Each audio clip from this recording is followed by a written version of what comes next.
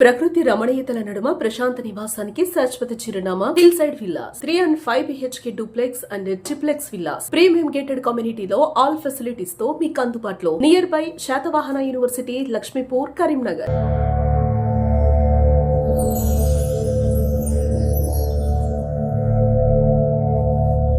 స్వామియే శరణమయ్యప్ప. Welcome to Suman TV. నేను మీ సదాచారి. ప్రస్తుతం మనతో పాటు రిటైర్డ్ టీచర్ గా పనిచేసే అనుభవం ఉన్న 36 సార్లు అయ్యప్ప మాల ధరించిన పరమేశ్వర్ గురుస్వామి గారు ప్రస్తుతం మనతో ఉన్నారు. మరి ఆయన ఆధ్యాత్మిక ప్రయాణం, అనుభవాలు, సందేశం ఏంటి అనేది గురుగారి మాటల్లో విందాం. నమస్తే గురుస్వామి గారు. స్వామి నమస్కారం. గురుస్వామి గారు, మీరు మొదటిసారిగా అయ్యప్ప మాల వేసుకోవాలని ఎందుకు అనిపించింది? 1వసారికి 36వసారికి తేడా ఏమున్నది? ఎలాంటి వైవిధ్యం కనిపిస్తుంది? ఒక్కసారి చెప్పండి. నేను మొట్టమొదట 1987వ సంవత్సరంలో ఉపాధ్యాయునిగా స్పెషల్ టీచర్గా నియామకం పొందిన తర్వాత మా స్నేహితుని గారి మామైన మాడిశెట్టి రమేష్ గురుస్వామి గారితో పరిచయం ఏర్పడింది. వారు అప్పటికే ఈ అయ్యప్ప మాలధారణ చేస్తున్నారు. ఆ మాలధారణ లోపల వారి నడవడిక, వారితో ఉన్న అనుభవము, అనుకోకుండా నా జీవితంలో కొన్ని సంఘటనలు, ఆ భగవంతుని అనుగ్రహం, కాబట్టి భగవంతుని ఎప్పుడు ఈ రూపం కూడా కొలవచ్చు అనేది తన ద్వారా చూసుకొని అప్పుడు తన శిష్యరికం లోపల అయ్యప్ప స్వామి మాల ధరించుకున్నాను. 89. అంటే ఈ 36 సార్లు ధరించారు కదా, ఆ మొదటిసారికి 36వసారికి ఎలాంటి, ఇప్పటికి చూసుకుంటే మీరు మొదటిసారి ధరించినప్పుడు ఎలాంటి మార్పులు వచ్చినాయి ఈ అయ్యప్ప మాల ధరణ? అప్పటికిప్పటికి అయ్యప్ప స్వామి లోపల ఏ మార్పు లేదు, దీక్షల నియమాల లోపల ఏ మార్పు లేదు, వ్యక్తిగతంగా ఉన్న పరిస్థితుల్లో కొంచెం మార్పు ఉండేది. అప్పుడు నేను మొట్టమొదటి మాల వేసుకున్నప్పుడు నేను ఒక్కడనే ఇంట్లో ఉండేవాడిని. ఒక 5 years మ్యారేజ్, పెళ్ళైనా కూడా ఒక్కడనే ఉండి వండుకోవడము, చేసుకోవడము, అన్ని పనులన్నీ నేను చేసుకుంటాను. అప్పుడు నేను స్వామి ఇద్దరమే ఉంటుంటే పూజ చేస్తున్నప్పుడు ఒక గంటల తరబడి కన్నీటి దారొస్తుంది. అప్పుడు క్రమేపీ ఇప్పుడు మారుతున్న పరిస్థితులు, ఈ విషయాల పట్ల మనం చర్చించుకోవడం, మన మనసు అటువైపు వెళ్ళడము, ఇంకొన్ని కారణాలు ఏదో కావచ్చు, కానీ దీక్ష నియమాలు ఆ విధంగానే పాటించినా కూడా మనసు ఆ విధమైన అనుభూతిని పొందలేకపోతున్నది. అది ఒక్కటి అనిపిస్తుంది బాధ మనసులో. అంటే ఒంటరిగా ఉన్నప్పుడు ఆ విధంగా అనిపిస్తుంది, కానీ సమాజం లోపల నేను ఇప్పుడు ఒక గురుస్వామిగా నా బాధ్యతను నేను నిర్వర్తిస్తున్నప్పుడు, మిగతా వాళ్ళని చూసినప్పుడు కొంచెము మనసు కొంచెం బాగా అనిపిస్తున్నట్టు. అప్పుడైనా ఇప్పుడైనా అదే కొంచెం మార్పులే కొంచెం ఇబ్బందికరంగా అనిపిస్తాయి అన్నట్టు. ఇప్పుడు పరమేశ్వర్ గురుస్వామి పడి పూజ అంటే రాష్ట్రంలో ఒక ప్రత్యేకత ఉంటది. అంటే మెయిన్ గా చెప్పాలంటే ఒక క్రమశిక్షణ, సమయపాలన అని చెప్తారు. ఇది ఎలా సాధ్యపడింది? ఇంతకుముందు చెప్పినట్టుగా మా గురువు చంద్రశేఖర్ స్వామి, మా గురువు గారు చెప్తుండే, వారి గురువు గారి గురించి ఏమంటే ఇట్లా క్రమశిక్షణ తోటి, ఇట్లా సమయపాలన, ఇవన్నీ నాకు అన్ని చెప్తుండే. చెప్పినప్పుడు ఒక స్థిరంగా మనసు లోపల గురుస్వామి అంటే ఈ విధంగా ఉండాలి అని ఒక భావన నాకు వచ్చేసింది. నేను ఉపాధ్యాయునిగా కొన్ని విలువలు అనేటివి నాతో పాటు ఉండిపోతుండే ఒక ఉపాధ్యాయునిగా. ఆ విలువలను ఈ దీక్షా కాలం లోపల, ఈ గురుస్వామి అయిన తర్వాత కూడా నేను వాటిని జోడించుకొని నా ప్రయాణాన్ని, ఆధ్యాత్మిక ప్రయాణాన్ని ముందుకు తీసుకెళ్ళిన. దానివల్లనే నేను అనుకుంటున్న ఈ ప్రత్యేకత వచ్చిందని. అదొకటి. రెండోది ఏంటంటే మేమందరం ఒక సేవాభావంతో ఉంటున్నాం. సేవాభావం అంటే ఏ పని చేసినా అయ్యప్ప స్వామి, ఒక గురుస్వామి పూజ చేసినా, ఇరుముడి కట్టినా ఎవరికైనా మార్గదర్శకంగా ఉండాలి. అంటే అయ్యప్ప మాలాధారణ వలన మీ జీవితంలో ఎలాంటి మార్పులు వచ్చినాయి? మాలధారణ తర్వాత కూడా మీ జీవితం ఎలా ఉంటుంది? మాలధారణ ఆ భగవంతుని యొక్క వరప్రసాదం అంటారట. మాల వేసుకోవడం అనేది కూడా భగవంతుని యొక్క ప్రసాదం. అప్పటి నుండి ఇప్పటి వరకు ఎన్నో అనుభూతులు, మనం పూజ చేసిన చోట కావచ్చు, నా వ్యక్తిగతం కావచ్చు, చెప్పలేని అనుభూతులు, అయ్యప్ప అనుగ్రహం ఆ విధంగా ఉండే. దాని మాటల లోపల ఇది అని ఖచ్చితంగా వ్యక్తపరచలేం. ప్రతి నిమిషం భగవంతుడు తోడుండే నడుపుతున్నాడు. ప్రతి సెకండ్ ఎన్ని పూజలు చేస్తున్నా అంటే, ఈ వ్యవస్థను నడుపుతున్నాము అని అంటే దానికి కారణం అయ్యప్ప స్వామి మాతో ఉండి మమ్మల్ని నడిపిస్తున్నాడు అనేది ఇప్పటికీ ప్రగాఢంగా విశ్వసిస్తున్నాడు. మాట మాట్లాడినా, పూజ చేసినా, ఏం చేసినా అని స్వామి మాతో ఉండే నడిపిస్తున్నాడు అని. దాన్ని మించిన అనుభూతి ఇంకా వేరే ఏది లేదు. అంటే ఆయనే మాతో ఉన్నాడు అని. మాలధారణ లేని సమయంలో కూడా ఎలా ఉంటుంది? దీని మాలధారణ లేనప్పుడు కూడా ఇదే విధంగా రోజు పూజ చేసుకోవడము. ఉమ్, ఇప్పుడు బ్రహ్మచర్యం పాటిస్తాం, అప్పుడు అది ఓకే. మిగతా అన్ని విషయాలు మాత్రం యథావిధిగా ఉంటాయి. ఓకే. ఇంకా కొన్ని ఎక్కువ గంటల సమయాన్ని ఆధ్యాత్మిక చింతనకే ఇప్పుడు ప్రస్తుతం రిటైర్ అయినా కాబట్టి ఒక 6-7 గంటల ఎక్కువ సమయాన్ని ఆ భగవంతుని కోసమే, అంటే ఆధ్యాత్మిక పఠనం కావచ్చు, పూజ, ఇతర విషయాల ఆ చింతనతోటే గడుపుతుంది. అంటే సాధారణంగా పడి పూజ చేసిన లేదంటే ఇరుముడి కట్టిన దక్షిణగా తీసుకుంటారు. మీరు ఏం తీసుకోరని విన్నాను. అంటే దీనికి ఏమైనా ప్రత్యేకత ఉందా? నేను మొట్టమొదటిసారి మాల వేసుకున్నప్పుడు, నేను ఒక 5 భిక్ష పెట్టాలనుకున్నప్పుడు ఇప్పటి మా గురుస్వామి గారే వచ్చినప్పుడు తను పూజ చేసినందుకు తనకు అప్పుడు 21 రూపాయి దక్షిణ. ఓకే. ఆ 21 రూపాయి దక్షిణ తర్వాత ఒక 5కి భోజనం పెడదాం అనుకున్నాం. 5తో పాటుగా ఇంకో కొంతమంది 21 మంది 10 మంది ఎక్కువ మంది వచ్చిండ్రు. అప్పుడు ఆ ఉన్నదానిలో మాకున్న ఆర్థిక పరిస్థితి ప్రకారంగా ఉన్నదానిలోనే సర్దుకొని వారికి భోజనం పెట్టడము చేయడం జరిగింది అన్నట్టు. ఓకే. అప్పుడు ఈ వస్తువులు కొన్ని అంటే దేవుని పూజకు కావాల్సిన వస్తువులన్నీ కూడా ఆ గురుస్వామి గారే తీసుకొచ్చినట్టు. ఓకే. తీసుకొచ్చిన తర్వాత ఆ వస్తువుల కోసం నేను ఆరాటపడ్డాను.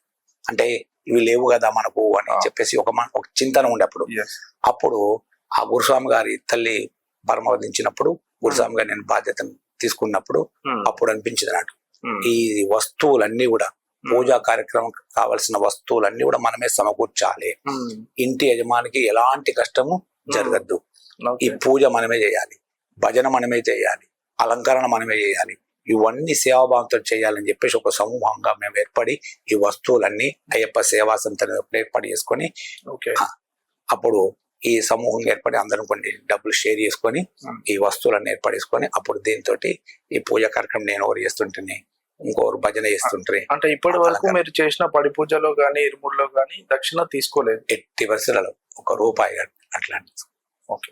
ఇప్పుడు మామూలుగా అయ్యప్ప స్వామి మొదటసారి వేసుకున్నప్పుడు కన్యస్వామి అంటారు, 5 సార్లు వేసుకుంటే గురుస్వామి అంటారు. మీరు 36 సార్లు వేసుకున్నారు, గురుస్వామి అని సంబోధిస్తారు కదా.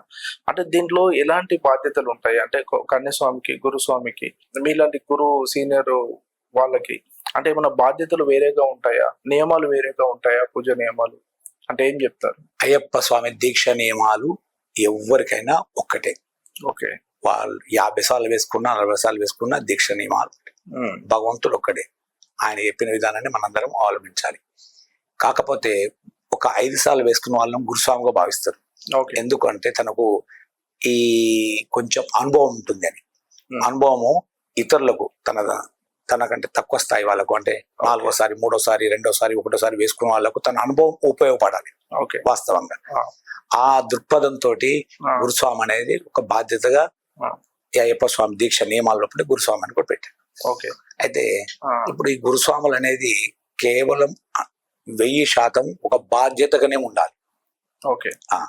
దాని లోపల ఇప్పుడు మనం 18వసారి మాలధారణ అయిన తర్వాత వాళ్ళకి ఏం చేస్తారంటే ఒక కొబ్బరి చెట్టు ప్రదానం చేస్తారు, ఒక రక్షాదండాన్ని ప్రదానం చేస్తారు ఆ గురుస్వామికి. మరి అందులో ఒక తత్వం ఉందన్నట్టు. ఏం తత్వం అంటే కొబ్బరి చెట్టు మనం ఏ చెట్టును రాయితో కొట్టినా కూడా తిరిగి మనకేం చేస్తుంది, పండు పొలాలని ఇస్తుంటది. అట్లనే ఒక గురుస్వామి అతను కూడా తను ఏం చేయాలంటే తన శిష్యులను ఎప్పటికి కూడా పరిరక్షించాలి, ఓ నీడనివ్వాలి, ఓ తోడుగా ఉండాలి. వృక్షం అయితే ఎట్లయితే మనకు తోడు నీడ ఉంటుందో ఆ విధంగానే గురుస్వామి అతను ఎన్నిసార్లు వేసుకున్నా తన శిష్యులను ఎప్పుడు పరిరక్షించుకుంటూ వాళ్ళకు మార్గదర్శనం చేసుకుంటూ వాళ్ళకి తెలియని విషయాలన్నీ చెప్తున్న వాళ్ళే నిజమైన గురుస్వామి అని నాకు అనిపిస్తారు నా మనసు. అట్లా దాన్ని ఇంకో కోణంలో చూడుకోవాలి. అంటే ఏదైనా కూడా మనం వ్యాపార దృక్పథంతో చూడద్దు. స్వామి ఇప్పుడు అయ్యప్ప మాలధారణ చేసి 45 రోజులు కఠిన నియమ నిబంధనలు పాటించి పాదయాత్ర చేసి అయ్యప్ప స్వామిని దర్శించుకున్న వేళ అనుభూతి ఎలా ఉంటుంది మీకు? అనుభూతి అని అంటే స్వామి దర్శనము చూసిన తర్వాత ఎవరికైనా కూడా అది మాటల్లో చెప్పలేనంత వెలకట్టలేనంత అనుభూతి. అది అంటే నాకు తెలిసినంత మటుకు నా వ్యక్తిగతంగా అయితే అనిపిస్తుంది, దీన్ని మన మాటల్లో చెప్పలేము. ఆ అనుభూతి అద్భుతం అన్నట్టు.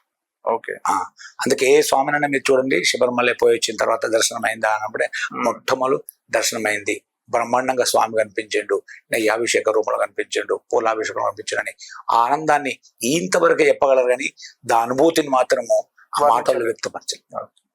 అప్పుడు అది కూడా ఇప్పుడు అంతే. ఇప్పుడు కూడా మనం వెళ్ళొస్తుంటాము కానీ స్వామిని చూడగానే మొత్తం మనం మర్చిపోతాం, మన బాధలు కష్టాలు సుఖాలని. దీక్షాకాలంలో స్వామిని చూసింది. ఓకే స్వామి గారు, ఒక పర్సనల్ క్వశ్చన్. కేంద్ర మంత్రి బండి సంజయ్ గారితో మీకున్న అనుబంధం ఎలాంటిది? మీరు సంజయ్ గారి కోసం ఒక మహాపాదయాత్ర చేశారని విన్నాం.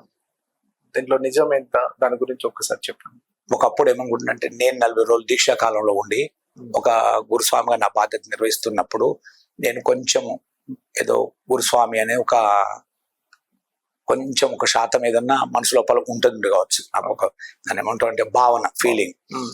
కానీ బండి సంజయ్ గారిని చూసినప్పుడు, కార్పొరేట్ అప్పటి నుంచి నేను చూస్తున్నప్పుడు, తను 24 hours నేను ఎవరికి సహాయం చేయాలి, నా వల్ల అయ్యే సాయం ఏంది, ఈ తపనతో ఉంటుంది. తను ఆ భావనతో నేను చూస్తుంటానట్టు. ఎందుకనంటే ప్రతినిత్యం తనతో కలిసిమెలిసి ఉంటాం కాబట్టి తనతో చూస్తున్నాను. ఎప్పుడు చూసినా ఎవరికి ఏం సాయం చేయాలి, ఎట్లా అనే ఈ మార్గాన్ని అనుకుంటాడు. ఎవరైనా ఆయనకు ఒక 100 మందికి రోజు ఒక సాయం చేసిండు అంటే మాట రూపంలో కానీ ఏ రూపంలో కానీ సాయం చేసింది అనుకోండి, ఆయనకు ఒక తృప్తి ఉంటుంది అన్నట్టు, అనిపించింది అన్నట్టు. మానవ సేవే మాధవ సేవ, ఆయన దారి. ఓకే. అని మేము ఏమనుకుంటున్నాం, 40 రోజులు దీక్ష తీసుకొని మాల ధరించి ఈ మాధవుని సేవ చేస్తున్నాం అనుకుంటున్నాం. కానీ మేము 40 రోజులు చేస్తున్నాం మాధవుని సేవ, కానీ ఆయన 300 రోజులు ఆ మాధవ సేవిస్తుండు మానవుని రూపంలో. అప్పుడు అనిపించినట్టు ఆయనే నాకంటే గొప్ప వ్యక్తి. ఓకే. ఆయన ఒక ధర్మ పరిరక్షకుడు, ఆయన నలుగురికి ఉపయోగపడే వ్యక్తి, ఆయన 4 కాలాల పాటు మంచిగా ఉండాలి అని చెప్పేసి ఆయన క్షేమం కోరి, ఆయన గెలవగానే పాదయాత్ర చేపడతామని ఆ మహాపాదయాత్ర ఇక్కడి నుంచి అక్కడ నడుచుకుంటుంది. ఇప్పటివరకు కూడా నా జీవితంలో అంత గొప్ప రాజకీయవేత్తను చూడలేదు. నా వ్యక్తిగతంగా నా బంధువు అని నేను ఇక్కడ చెప్పలేదు, నా లోపల నా అయ్యప్ప సాక్షి చెప్తుంది. అటువంటి వ్యక్తిని నేను ఇప్పటివరకు చూడలేదు, ఏ రాజకీయ నాయకుడిని. నాకున్న 60 సంవత్సరాలు 62 సంవత్సరాల అనుభవం, నలుగురు కోసం ఉపయోగపడే తపన. ఓకే. అంటే మీ 62 సంవత్సరాల జీవితాన్ని చూసుకుంటే రిటైర్డ్ టీచర్ గా పనిచేస్తారు. గతంలో ఎంతో మంది విద్యార్థులకు వాళ్ళ జీవితాలలో వెలుగులు నింపుంటారు. అలాగే 36 సార్లు అయ్యప్ప దీక్ష తీసుకొని గురుస్వామిగా ఎంతో మంది కొత్త అయ్యప్ప దీక్ష పరులకు కానీ ఈ రూపంలో కూడా మీరు ఆధ్యాత్మిక సేవ చేస్తున్నారు. Really it's great. ఈ అయ్యప్ప మాల అనేది మనుషుల మధ్య సమానత్వాన్ని బలపరుస్తుంది అంటారు. ఇది ఎంతవరకు? తప్పకుండా సార్. ఎందుకంటే ఎవరు ఇప్పుడు కులమత భేదాలు చూపెట్టకుండా ఏ స్వామి భిక్షకు పిలిచినా వెళ్ళడము, ఏ స్వామి ఇంటికైనా పూజకు పిలిచినా వెళ్ళడము, పిలువకున్నా వెళ్ళడము అనేది మొట్టమొదటి ఇందులో నియమం. ఎవరు పిలిచినా వెళ్ళడం. అప్పుడు మనము ఈ సమానత్వం అనేది పేదవాళ్ళ గొప్ప వాళ్ళ అనేది ఎవ్వరు కూడా ఆలోచించకుండా వెళ్ళిపోతుంటాం. కాబట్టి ఇది సమాజం లోపల ఒక సమానత్వానికి ఈ దీక్ష నియమం ఒకటి ఉపయోగపడుతుంది. అంటే చాలా మంది అయ్యప్ప స్వాములను చూస్తే గురువు గారు వాళ్ళ మాలాధారణ ఇప్పుడు మొదటిసారి కన్నస్వామిగా ఉన్నప్పుడు, 5వసారి గురుస్వామిగా ఉన్నప్పుడు, తర్వాత కూడా వాళ్ళ వస్త్రధారణ మారుతూ ఉంటది. మరి మీలో అంటే అది దాని గురించి కొంచెం చెప్పండి. ఇప్పుడు మీరు చూస్తే 36 సార్లు వేసుకున్నారు, అలాగే అంటే మీ వస్త్రధారణ అలానే ఉంది, ఏం మారలేదు. అంటే దీనికి ఏమైనా ప్రత్యేక నియమాలు ఉంటాయా గురుస్వాములకు ఏంటి? మొదటిసారి వేసుకున్నప్పుడు మనం మామూలుగా నల్లటి వస్త్రాలు ధరిస్తాం, చలి నుండి దుమ్ము నుండి మనల్ని కాపాడడానికి, శని బారి నుండి కాపాడడానికి అని చెప్పేసి గురుస్వామి గారు నల్లటి వస్త్రాలతో దీక్షను కార్తీక మాసంలో మనకు ప్రసాదిస్తారు. ఆ దీక్షను తీసుకుంటాం. ఇట్లా 4-5వసారి అయినప్పుడు ఒక గురుస్వామిగా ఏర్పడాలి. దారి వెంబడి గురుస్వామి అతను ఇరుముడించడానికి దీని కొరకు సహాయపడతారు అని చెప్పేసి ఏం చేస్తారంటే, ఒకటి ఎర్రటి వస్త్రము పైన వేసుకోవడము, లేదా ఎర్రటి పంచె గాని కండో గాని ఉంచుకోవడము అనేది ఒక నియమంగా జరుగుతుంది. మేము అనుకున్నది ఏంటంటే, మొదటిసారి మాల వేసుకున్నా, ఎన్నిసార్లు మాల వేసుకున్నా కూడా మన మనసు భగవంతుడికి అంకితం చేసి అదే నియమాలను మనం పాటించాలి అనే ఒక ఉద్దేశంతో మేము ఆ వస్త్రధారణ ఇప్పటి వరకు కూడా నాతో ఉన్న స్వాములు కావచ్చు, మా వాళ్ళందరం మేమందరం ఇదే నల్లటి వస్త్రాలే ధరిస్తాం. ఇక ఎలాంటి వస్త్రాలు ధరించాం. కాకపోతే సమాజం లోపల కొంచెం గుర్తింపు కొరకు, అంటే చూస్తే ఈయన గురుస్వామి కాబట్టి ఈయనకు కొన్ని విషయాలు తెలుస్తాయి అనే ఒక ఐడెంటిటీ కోసం ఈ వస్త్రధారణ లోపల మార్పు ఉంటుంది. సాధారణంగా అయ్యప్ప మాల ఎన్నిసార్లు వేసుకోవాలి? అంటే ఒక్కసారి వేసుకొని మళ్ళీ వేయకుండా ఉండొచ్చా లేదంటే ఒక 3 అది సార్లు వాళ్ళ యొక్క వ్యక్తిగతంగా ఓకే. ఇన్నిసార్లు వేసుకోవాలని ఏం లేదు.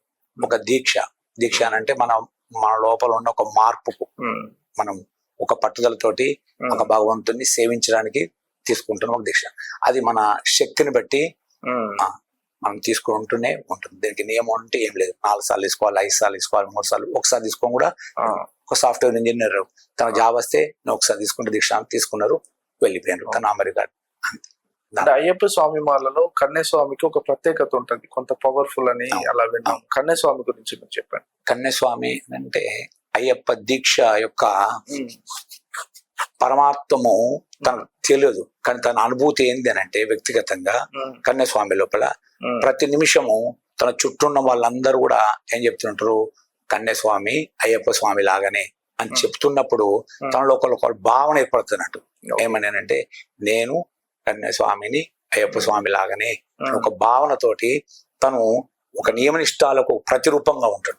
నేను కూడా ఒక అయ్యప్ప స్వామి లాగానే ఉంటాడు కాబట్టి ఆ కన్యస్వామికి అంత ప్రత్యేకత ఉంటుంది. 36 సార్లు మాలాధారణ చేసిన గురుస్వామి పొజిషన్ లో ఉన్న మీరు కొత్తగా మాలాధారణ చేయాలనుకునే వారికి, కొత్తగా మాలాధారణ చేసిన వారికి అంటే ఎలాంటి సందేశం ఇవ్వాలనుకుంటున్నారు? ఎవరైనా నా దృష్టిలో ఏంటంటే అయ్యప్ప మాల ధరించినము అని అంటే మొట్టమొదటి రోజు నుండి ఇరుముడి చెప్పేంత వరకు కూడా చివరి వరకు కూడా మనం ఎప్పటికీ స్వామి నామస్మరణ చేస్తుండాలి. ఇదే మొదటి నియమం నేను భావించింది. నేను చెప్పే వాళ్ళు కూడా అది చెప్తారు. ఇదే మొదటి నియమం. దీని తర్వాత మిగతా నియమాలన్నీ కూడా భగవంతుని ఎప్పుడు మనం స్మరిస్తూనే ఉండాలి. పరమేశ్వర గురుస్వామి పడి పూజ కావాలంటే ఒక 6 నెలల ముందే బుక్ చేసుకోవాలి అని విన్నా నేను. అంటే పరమేశ్వర గురుస్వామి పడి పూజకి ఎందుకంత ప్రత్యేకత, అది ఎలా సాధ్యపడింది అంటే ఏం చెప్తారు? ఇది భగవంతుని ప్రసాదం అని నేను అంట. మొట్టమొదటి నా అభిప్రాయం. ఇది నిజమేనా? నేను చెప్పింది 6 నెలలు డేట్ ముందే ఫిక్స్ చేసుకోవాలి అంటారు మీ పడి పూజ కోసం. నా అభిప్రాయం చెప్పిన తర్వాత దాన్ని ఇది భగవంతుని ప్రసాదం స్వామి. ఎందుకంటే నేను టీచర్ గా పనిచేస్తున్నప్పుడు శేషం నరసింహాచార్య అని తను ఏం చేసిందంటే నా లోపల ఒక భావాన్ని చూసి నువ్వు ఏం పూజ చేస్తావు నువ్వు అని చెప్పేసి నన్ను అడిగినట్టు. అప్పుడు మనం నాన్ బ్రాహ్మణ్స్ కాబట్టి మనకు పూజ అనేది తెలియదు. మామూలు ఒక చిన్న పుస్తకం పట్టుకొని చదువుతుంటుంది. తను చెప్పినట్టు ఇది కాదు, పూజా విధానం ఇట్లుంటది అని చెప్పేసి చెప్పిన తర్వాత ఆయన పూజ విధానాన్ని నాకు డైలీ మధ్యాహ్నం సమయంలో భోజన సమయంలో మేము ఇద్దరం కూర్చొని బయట కూర్చొని అన్ని వివరాలు చెప్తాను. ఆ పూజ విధానం నేను నేర్చుకున్న తర్వాత దాన్ని మనము అంటే గురుస్వామి అయిన తర్వాత దాన్ని సమాజంలోకి తీసుకొచ్చినందుకు అంటే అందరికి చెప్పడానికి మా తోటి ఉండే వాళ్ళందరికి నేర్పడానికి ఒక ప్రయత్నం చేసేటప్పుడు అప్పుడు ఎవరన్నా పూజ పిలిచినప్పుడు ఆ పూజ విధానం నచ్చి ఆయన చెప్పిన విధానం నచ్చి తర్వాత మొట్టమొదటి పడి పూజ చేయాల్సి వచ్చినప్పుడు నేను ఒక విధానాన్ని అనుకున్నా. ఆయన నాకు కొంత పూజ వరకు చెప్పిన తర్వాత పడి పూజ విధానం నాకు ఎక్కువ తెలియదు. తెలియనప్పుడు అయ్యప్ప స్వామిని వేడుకున్నాం. స్వామి పడి పూజకు వారు పిలుస్తున్నారు, నేను వెళ్ళి ఏం చేయాలి పడి పూజకు అని అంటే అప్పుడు భగవంతుడు నా మనసుకు కల్పించిన ఒక విధానాన్ని ఎన్నుకున్నాను. ఆ విధానము ఈ రోజు వరకు కూడా నేను అవలంబిస్తున్నాను. ఆ భగవంతుడు నాకు చెప్పిన దాన్ని నేను నోటిఫైగా వేసుకొని ఆ విధానాన్ని ఇప్పటి వరకు కూడా అవలంబిస్తున్నా. అదొకటి. ఆ విధానము నచ్చొచ్చు ఒకటి. రెండోది మేము చేసేది ఏదైనా కూడా ఒక సేవాభావంతో అయ్యప్ప సేవా సమితి అనేది ఒకటి ఏర్పడేసుకొని మేమే వస్తువులు తీసుకెళ్తాం వాళ్ళ ఇంటికి. ఆ వస్తువులు తీసుకెళ్లి ఆ పడి అవన్నీ అలంకరణ చేసేసి పూజ మేమే ఉచితంగా చేస్తాం, అలంకరణ మేమే, భజన మేమే. అయ్యప్ప సేవా సమితి మా సేవా దృక్పథంతో నడిచే వాళ్ళందరూ నాతో ఉన్నారు, మా స్వాములందరూ. ఈ సందర్భంగా నాతోటి ప్రయాణం చేస్తున్న వాళ్ళందరికీ కూడా శతకోటి అనంతకోటి పాదవందనాలు. ఎందుకనంటే ఒక గురుస్వామిగా నా బాధ్యతను వాళ్ళు నిలబెడుతున్నారు. నేను చేస్తున్న ఈ రోజు అని అంటే వాళ్ళు నిలబెడతారు. వారితో పాటుగా నాకు వెన్నంటున్న మా శ్రీమతి శైలజ గారు, ఈ ఇద్దరి వల్లనే నేను ఈ కార్యక్రమాలు చేస్తున్నాను. అందుకే ఆ పూజకు అంత ప్రాముఖ్యత ఏర్పడి మనం 40 రోజులు దీక్ష తీసుకుంటాం. 40 రోజుల దీక్ష లోపల 40 రోజులు అంటే పొద్దున సాయంత్రం కలిసి 80 పూజలు చేస్తాం. కానీ తీసుకునే వాళ్ళు 5,000 మంది 6,000 మంది ఉంటారు. కాబట్టి ఎవరు ముందు అడిగితే నేను ఒకటి ఏం పెట్టుకున్నట్టు, ఎవరు ముందు అడిగితే వాళ్ళ డేట్ రాసుకొని పెట్టేస్తాం. దాని లోపల మార్పు అనేది ఉండదు.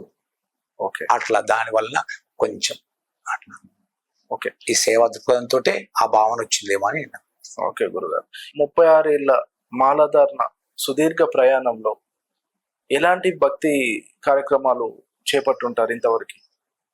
మేము అయ్యప్ప స్వామి ఇంతకుముందు చెప్పిన ఎవరు మాల వేసుకున్నా అని స్వామియే శరణమయ్యప్ప అనే నామాన్ని ఎప్పటికీ మన మనసు లోపల స్మరణ చేస్తుండాలి. ఎందుకంటే స్వామి శరణు ఘోష ప్రియుడు. ఓకే, అంటే శరణు ఘోష అంటే అతన్ని మనము స్మరించడమే, ఓకే, అతని శరణు చూచాడు, అతన్ని వేడుకోవడం అంటే అతని పూజ, దాన్ని మించిన పూజ ఉండదు. కాబట్టి మొట్టమొదలు మేము అయ్యప్ప దేవాలయం లోపల అక్కడ అన్నదాన కార్యక్రమం జరిగేటప్పుడు ఆ చిన్నగా అక్కడ ఆరు బయటనే కూర్చొని భోజనం చేసేవాళ్ళు. చేస్తున్నప్పుడు అప్పుడు అనిపించింది అన్నట్టు ఏమన్నానంటే ఇక్కడ స్వాములకు ఇబ్బంది అవుతుంది ఆ చెట్లల్లో పొదలల్లో తినడం, కాబట్టి ఇక్కడ చిన్న ఒక రేకుల షెడ్ ఇద్దాం అనుకున్నాం. అయ్యప్ప స్వామి అనుగ్రహంతో చాలా మంది దాతల యొక్క సహాయంతో అదేం చేసినట్టు అప్పుడు ఒక షెడ్ రూపంలో వేసినాం.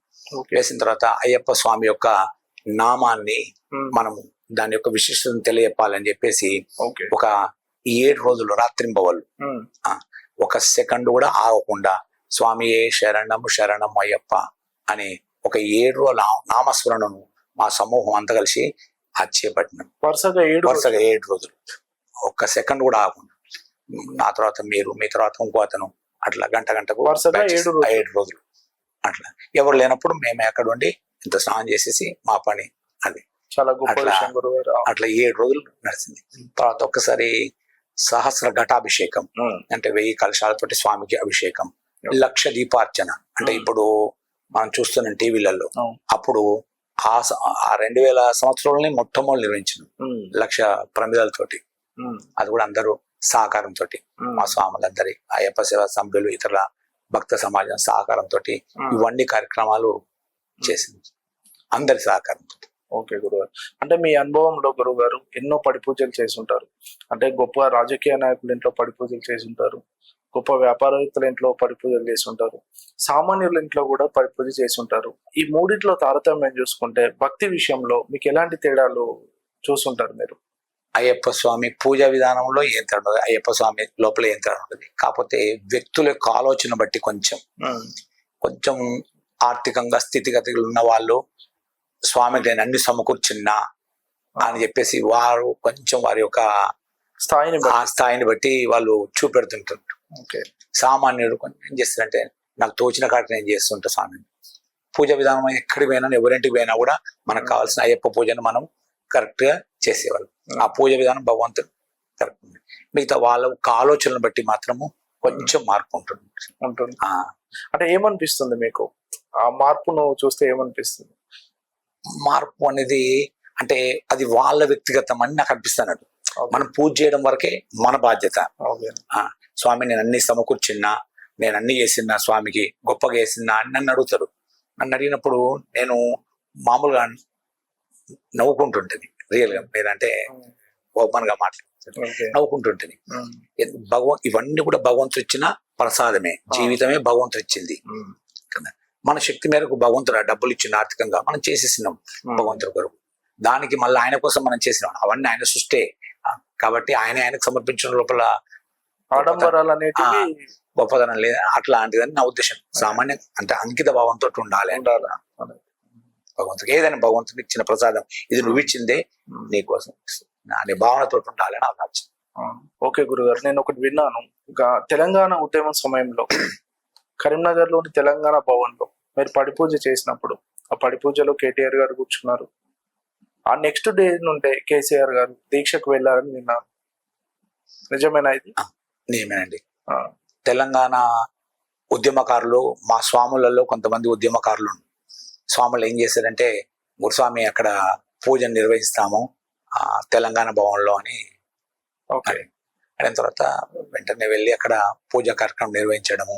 అప్పుడు కేటీఆర్ పూజలు పాల్గొనడము, చివరికి ఆ పదునెట్టం బడి ముట్టించినప్పుడు కేసీఆర్ గారు రావడము అందుకు ఆనందదాయకం అప్పుడు.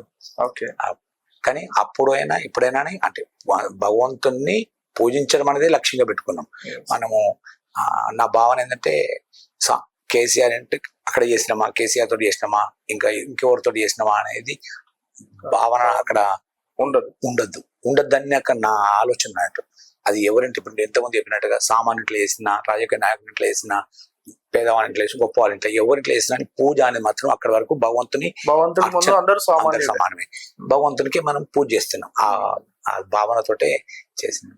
స్వామియే శరణమయ్యప్ప, శరణు ఘోష, అయ్యప్ప శరణు ఘోష అంటే అసలు అర్థం ఏంటి? శరణు, స్వామికి శరణు చొచ్చడం అంటే నీవు తప్ప ఇంకెవరు లేరు అని. స్వామి దగ్గరికి వెళ్ళినప్పుడు ఆ దేవాలయం పైన తత్వమసి అని రాసి ఉంటుంది. అంటే నేనే నువ్వు, నువ్వే నేనుగా మారాలని ఈ దీక్ష యొక్క ముఖ్య ఉద్దేశం అన్నట్టు. అంటే 18 సార్లు శబరిమల యాత్ర చేసి వచ్చిన తర్వాత మొదటిసారి యాత్ర చేసినప్పుడు కన్యస్వామి అంటున్నాం. కన్యస్వామి అన్నప్పుడు మన లోపల ఒక చెడు గుణాన్ని వదిలిపెట్టుకోవాలి. రెండోసారి మాల వేసినప్పుడు కోరిక అనేది వదిలిపెట్టుకోవాలి. మొదటిసారి. రెండోసారి మాల క్రోధం, మూడోసారి లోభము, మోహము, అహంకారం, ఇట్లాంటివన్నీ 16-17 చెడు గుణాలన్నీ వదిలిపెట్టుకొని ఆయన రూపంగానే మనం మారిపోవాలి, స్వామి రూపంగానే అనేది. దానికి ఒకటే స్వామి చిన్ముద్ర రూపంలో ఉండి, ఆ చిన్ముద్రం అంటే జీవ, ఆత్మ, పరమాత్మ, ఇవి రెండు. ఇవి రజోతమో సత్వగుణములు.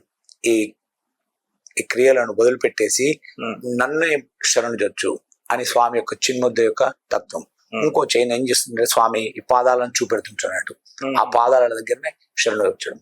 అది శరణు జొచ్చడానికి మనం ఏం చేస్తున్నామంటే స్వామిని స్తుతించడానికి మనం చేసేది స్వామి ఏ శరణమయ్యప్ప, పొన్నంబల వాసని ఏ శరణమయ్యప్ప అని ఈ శరణు ఘోషని.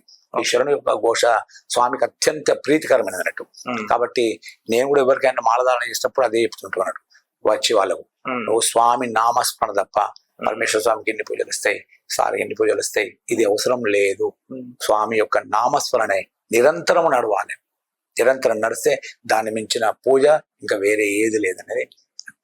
ఓకే గురుగారు, అంటే కొందరు స్వాములను చూసుకుంటే అంటే మాలధారణ ఉన్న సమయంలో నియమ నిబంధనలు పాటించి అయ్యప్ప దర్శనం చేసుకొని మాల విరమణ తర్వాత అంటే ఇదే దీని నుంచి ఆధ్యాత్మికంగా ఒక క్రమశిక్షణ అంటే తర్వాత ఎంతవరకు పాటిస్తున్నారు? దాదాపుగా ఇప్పుడు మాతోటి ఉండే సమాజం అయితే మా వాళ్ళందరూ దాదాపుగా అది చెప్పుకోవడం గొప్పతనం కాదు, వాళ్ళందరూ పాటిస్తున్నారు. కొన్ని వాళ్ళ వ్యక్తిగతంగానే వాళ్ళ సమస్యల ప్రకారంగా వాళ్ళు మెదులుతున్నారు. కానీ చాలా మంది ఎక్కువ శాతము అయ్యప్ప దీక్ష లోపల తీసుకున్న తర్వాత మార్పు మాత్రం ఉంటుంది. ఖచ్చితంగా మార్పు ఉంటుంది. మాలధారణ తర్వాత ఖచ్చితంగా వాళ్ళ జీవన విధానంలో మార్పు వస్తుంది.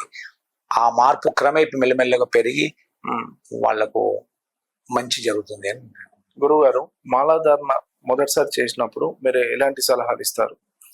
ఎవరైనా మొదటిసారి మాలధారణ చేసుకోవాలని ఆ పైబడిన వాళ్ళు ఎవరైనా స్వామి శరణు జొచ్చడము అంటే స్వామి యొక్క శరణు ఘోష, స్వామి యొక్క నామస్మరణ నిరంతరం చేస్తుండడమే దీక్ష అని నా ఉద్దేశం.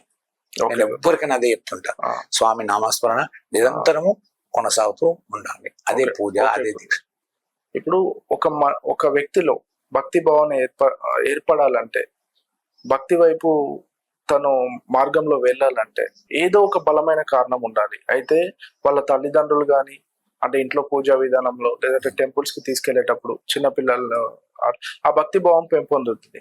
ఇప్పుడు మీరు చూస్తే 36 సంవత్సరాలు 36 సార్లు మాలధారణ చేశారు. రిటైర్డ్ టీచర్ గా, గవర్నమెంట్ టీచర్ గా కూడా పనిచేశారు. అంటే ఎంతో మంది విద్యార్థులను చూసుంటారు. మరి మీరు భక్తి వైపు అడుగులు వేయడానికి, మీలో భక్తి భావం పెంపొందడానికి బలమైన కారణం అంటే నా జీవితంలో నేను భగవంతుణ్ణి ఒకటి కోరుకున్నా. ఆ భగవంతుడు తను ఆ వరాన్ని నాకు ఇచ్చిండు, మా శ్రీమతి రూపంలో, మా భార్య రూపంలో. ఇందులో ఎలాంటి సందేహం లేదు. ఆమె రూపంలో ఇచ్చి భగవంతుడు నేను నీకు తోడున్నా, ఈమె తోడుంచిన నీకు నీ జీవితం సాఫీగా సాగడానికి అనేది తను అనుక్షణం నాకు చూపెడుతున్నట్టు.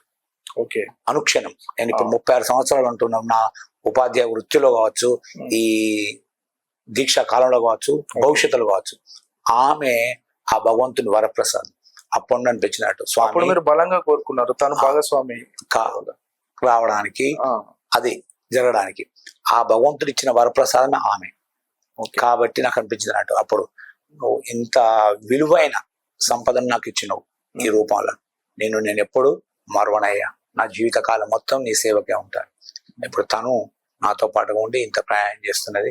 ఇంత కష్టమైన సుఖమైన దేనికైనా కూడా వెనకాడకుండా నా వృత్తికి ప్రవృత్తికి ఈ రెండిటికి తను దోహదపడుతున్నది. తను నా భార్య అయినా కూడా నేను తనకి ఎప్పుడు మనస్ఫూర్తిగా నేను నమస్కరించుకుంటాను. ఎందుకంటే అంత గొప్ప ఇల్లాలు భగవంతుడు ఇచ్చింది నాకు. ఇక దాన్ని మించిన నాకు మీరు అన్నారు కదా 36 సంవత్సరాల పాటు భగవంతుని చూస్తే ఏం భౌతిక కలుగుతుంది అని. నా పిల్లలు కావచ్చు, నా భార్య కావచ్చు, వీళ్ళంతా కూడా భగవంతు ఇచ్చిన వరప్రసాదం. ఆమెతో పాటుగానే అంతకు మించి ఇంకేం కావాలి అంటే ఇది దీని మించిన సంపద ఇంకా వేరే ఏముంటుందన్న ఆలోచన. అంటే సంపద అంటే రూపాయల రూపంలో, కోట్ల రూపంలో, లక్షల రూపంలో కాదు. మరి ఇట్లాంటి ఒక గృహిణి నాకు లభించడం, ఆ తర్వాత నేను మెల్లమెల్ల క్రమైపోయింది నా లోపల భక్తి భావము, ఇంకా ఆ భగవంతుని పైన కృతజ్ఞత అనుకోండి నేను అనుకున్నట్టుగా అది రెట్టింపు అయిపోయి ఆయన పైన విశ్వాసం ఉండి నా ఈ భావన ఎక్కువ అలాగే కంటిన్యూ అవుతుంది. నాతో పాటు ఉన్న మా స్వాములందరూ కూడా వాళ్ళ యొక్క సేవా దృక్పథం ఎంతమంది ఎంత కొనియాడినా కూడా తక్కువనే. అది దాని గురించి ఒక కొన్ని గంటలు మాట్లాడచ్చు మా వాళ్ళ సేవ. నాతో అయ్యప్ప సేవా సమితి సభ్యులందరూ ఈ సందర్భంగా మీ టీవీ ద్వారా వాళ్లకు, మా శ్రీమతికి, నాతో ప్రయాణం చేసి నన్ను అభిమానించే స్వాములకు వాళ్ళందరికీ కూడా శతకోటి అనంతకోటి పాదవందనాలు. నా వ్యక్తిగతంగా నేను గురుస్వామిని నిన్నటి ఫీల్ గాను. ఎందుకంటే నేను కూడా ఒక వాళ్ళందరి తర్వాత అంటే చివరి ఉండేవాడిని అన్నట్టు. వాళ్ళు నాకంటే ముందు ఉండేవాళ్ళు. ఎందుకంటే నా సేవా దృక్పథాన్ని, నా ఆలోచన వాళ్ళు ముందు తీసుకెళ్తున్నారు. మరి అంతకంటే నాకంటే గొప్ప వాళ్ళు అన్నట్టు వాళ్ళు. ధన్యవాదాలు గురువు గారు. మీ 36 ఏళ్ల మాలాధారణ అనుభవాలను మా ప్రేక్షకులతో పంచుకున్నందుకు సుమన్ టీవీ తరఫున ధన్యవాదాలు. Thank you. స్వామియే శరణమయ్యప్ప. స్వామియే శరణమయ్యప్ప.